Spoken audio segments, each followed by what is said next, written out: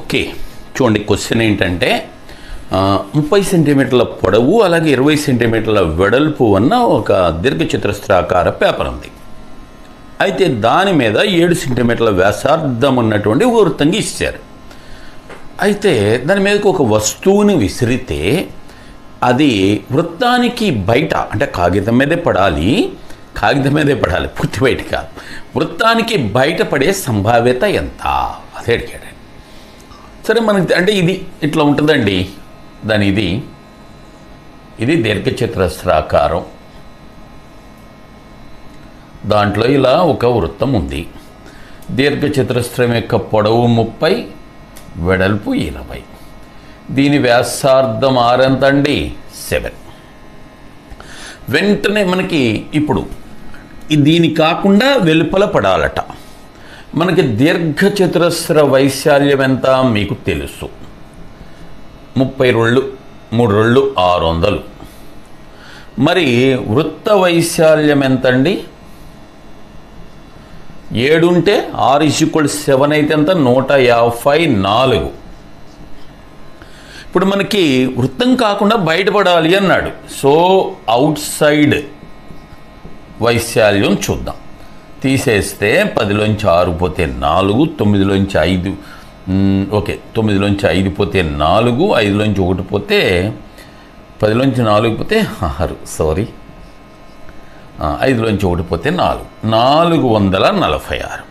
ఇప్పుడు ఇది మనకు కావాల్సిన అనుకూల ప్రాంతం. ఇప్పుడు దీని యొక్క సంభావ్యత కావాలి అంటే మనకు తెలుసు కదండి, అనుకూల ప్రాంతం ఎంత? 446 డివైడెడ్ బై మొత్తము ప్రాంతం అంటే దీర్ఘచతురస్రం కదా, 600. 446 బై 600.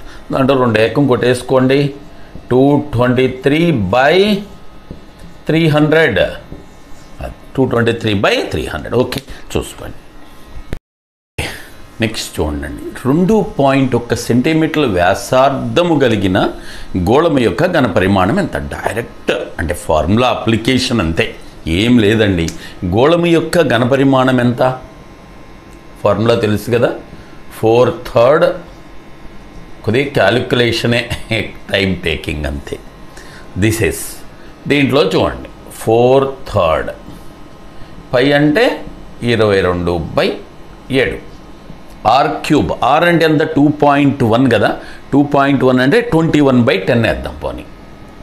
తర్వాత చూసుకోవచ్చు, 21/10 ఇంటూ 21/10 ఇంటూ 21/10.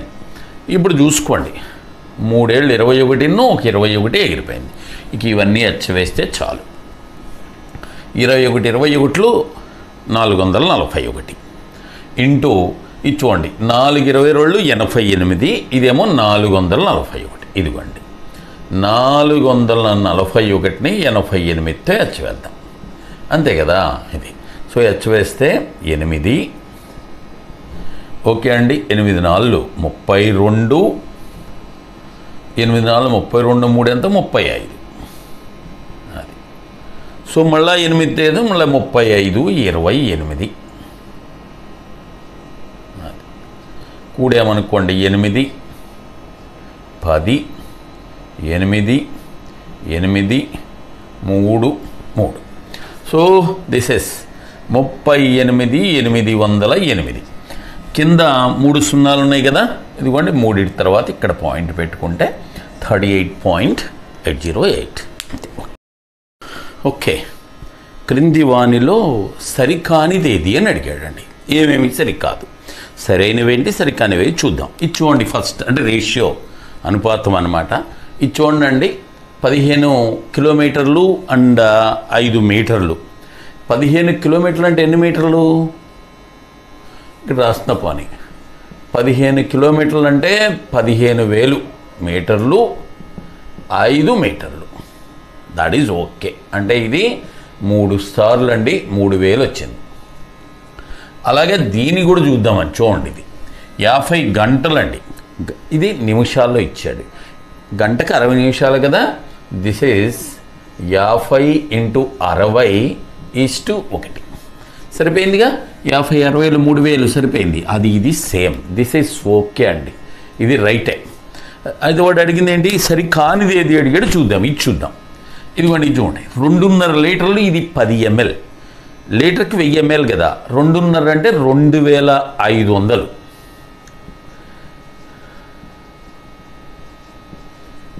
మరి ఇది ఎంత? 10గా 10 ఈజ్ ఈక్వల్ ఇటు పక్కన ½ kg అండ్ గ్రామ్. ½ kgకి 500 గ్రామ్, అసలు కేజీకి 1000 గ్రాములు కదా, ½ kg అంటే 500, గ్రామ్ అంటే 1. సో చూడండి, ఇది 250:1, 500:1. సో కాబట్టి దిస్ ఈజ్ రాంగ్ అండి. అంటే సరికాని వాటిలో ఇది ఒకటి. మనకి సరికానివి టిక్ ఎట్టుకుందాం పోనీ, ఇది సరైందే కదా, నాది ఇది సరికాదు, అది సరికాదు టిక్ వేద్దాం.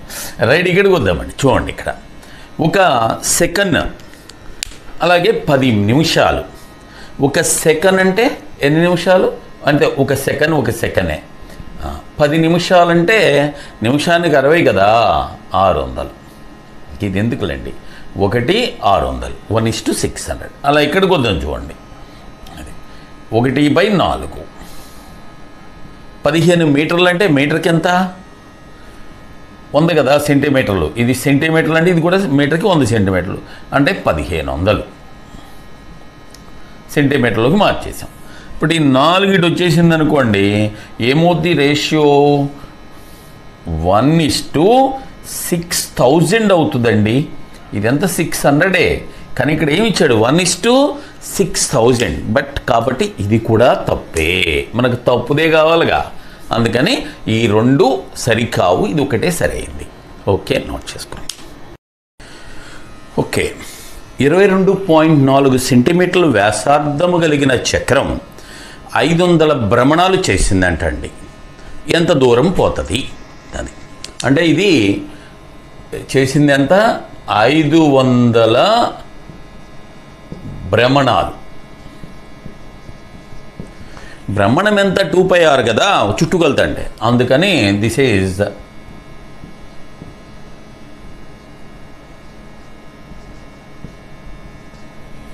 2πr. 500 × 2 1000 ఇంటూ పై అంటే 22/7 ఇంటూ ఆర్ అంటే ఎంత? 22.4. అది సరే, ఒక 0 అండ్ పాయింట్ ఎగిరిపోద్ది, తర్వాత చూసుకుందాం. 7 ఎక్కం కొట్టుకుపోద్ది కదా దీంట్లో. ఎన్నిసార్లు? 3 7 21.2 సార్లు. అంటే ఫైనల్ ఆన్సర్ ఎంత? 30. ఇటు చూడండి, ఫైనల్ ఆన్సర్ ఏంటంటే 1022 అంతే కదా. పాయింట్ ఇక్కడ తీసేసి ఇక్కడ చూడండి. అంటే ఇదేంటి? సెంటీమీటర్లు. కానీ వాడు దేంట్లో అడిగాడు ఆన్సరు? మీటర్లో అడిగాడు. కాబట్టి మీటర్లు అంటే 2 సున్నాలు ఎగిరిపోతే సెంటీమీటర్ మీటర్ అయిపోద్ది కదా. ఎన్ని మీటర్లు ఇది? 22 ఇంటూ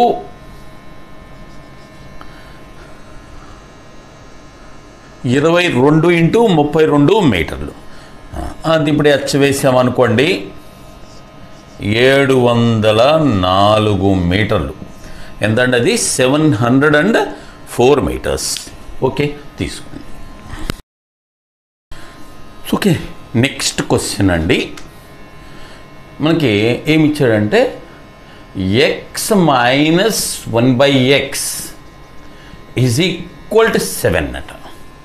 నీకు అడిగింది క్యూబ్లు అడిగాడు దీనికి. ఇప్పుడు నీకు ఇది సింపుల్, x³ - 1/x³ కావాలి అనుకోండి. సో వెరీ సింపుల్ అండి. దీనికి మనం చెప్పుకుంటాం క్యూబ్.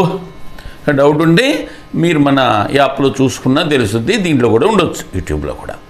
ఓకే, క్యూబ్ ప్లస్ 3 రెట్లు.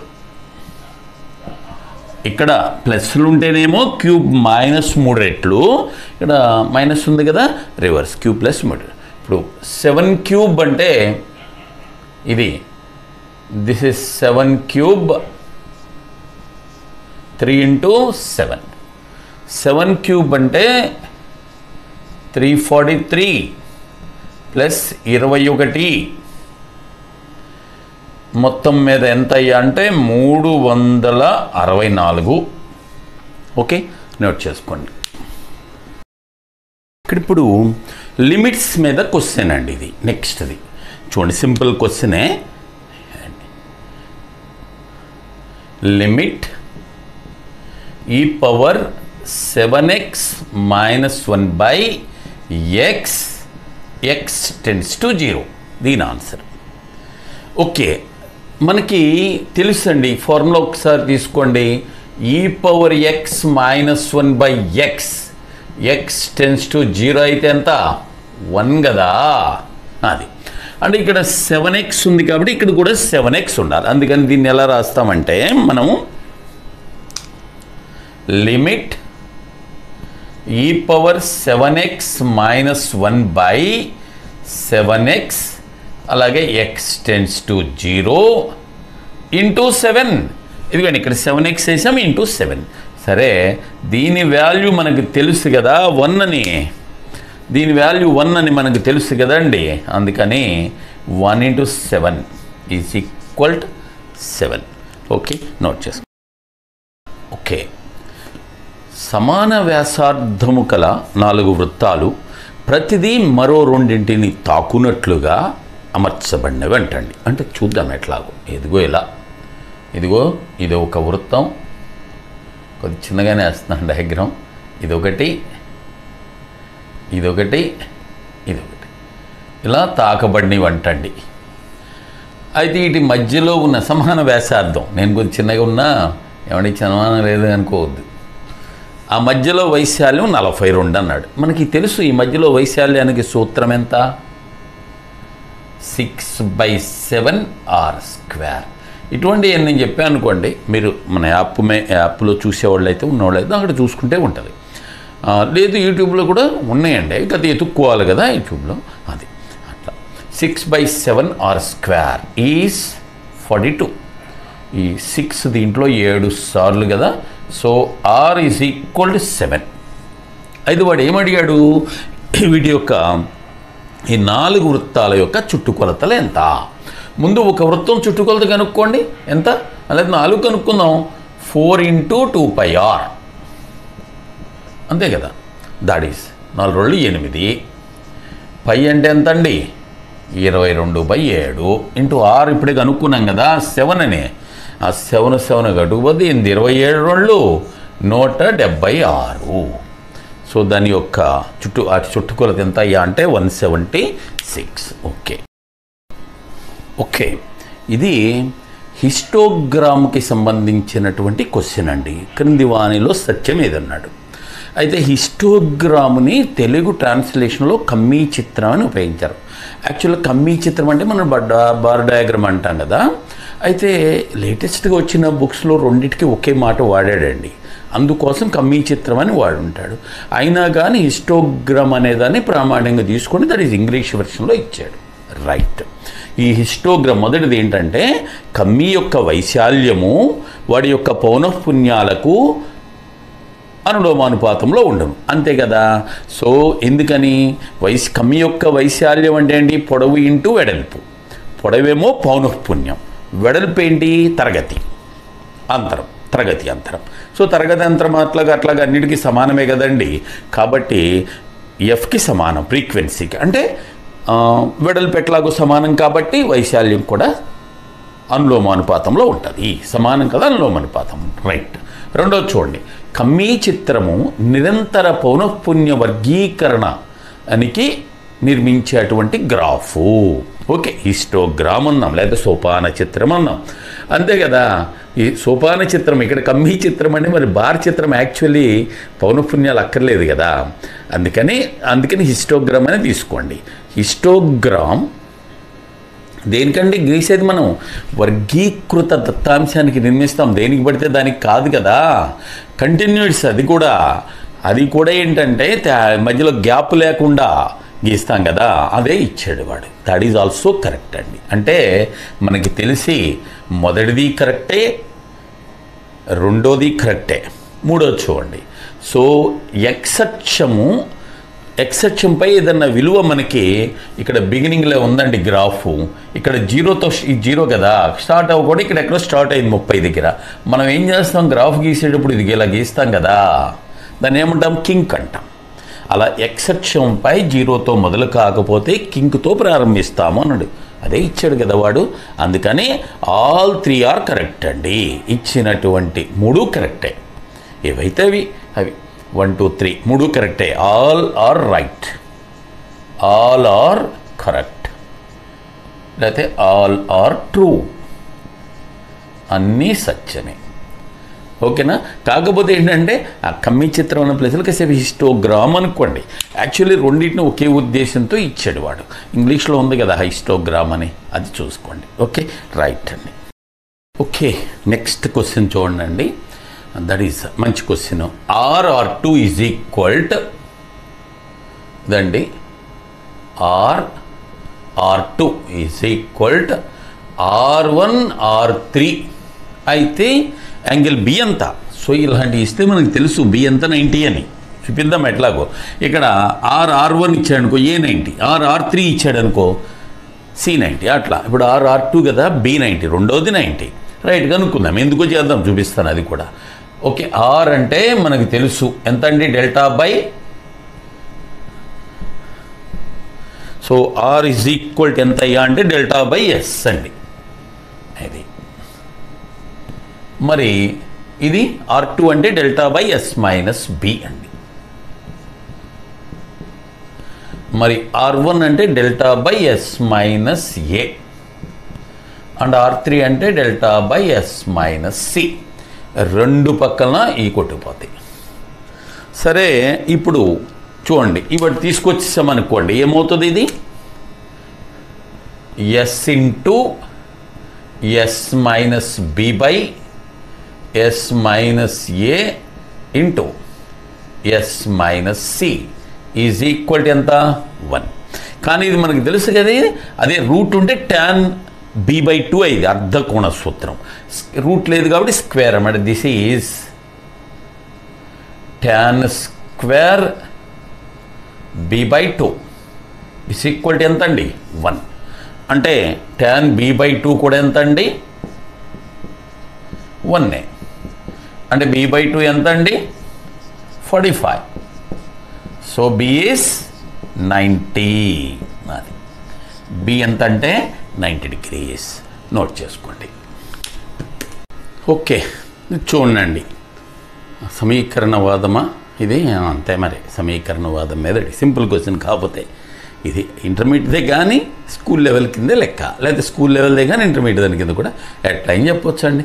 ఇది చూడండి, 3x² minus x³ minus 3x plus 5ను ఎంతో భాగించమన్నాడు, x-1 మైనస్ x²తో భాగిస్తే శేషం ఎంత, భాగఫలం ఎంత అని అడిగాడండి. సరే చూద్దాం, ఇక్కడ రాద్దామండి. దేన్ని కదా ఆర్డర్లో రాస్తున్నా నేను. Minus x³ okay plus 3x² ఆర్డర్లో రాస్తున్నానండి, ఏం లేదు.